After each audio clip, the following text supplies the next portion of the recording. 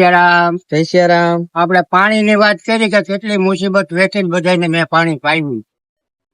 અને હવે થોડુંક ખાવાની વાત કરી દઉં. આમ બહુ મારા વખાણ ન કરાય મારે ને મારે, પણ છતાં હવે આવા લોકો ખોટું ઓલું કરતા હોય આપણી અદેખાયું, એટલે મારે બોલવું પડે કે ખાવામાં મેં બહુ જઈને રવાના લોટનો શીરો ખવડાવ્યો હા ઘણા વર્ષો સુધી. પછી ચૂરમાના લાડવા. હા લાડવા દરરોજ 1 મણના ચોખા ઘીના અમે બનાવતા.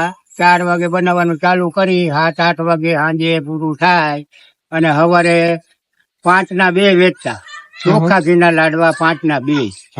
અને ખાવા વાળાને બધાને એમને મફતમાં ખવડાવ્યા. 10 લાડવા ખાઈ જાય તો મેં એના હમું નથી જોયું કે ઈ કેટલા ખાઈ ગયા.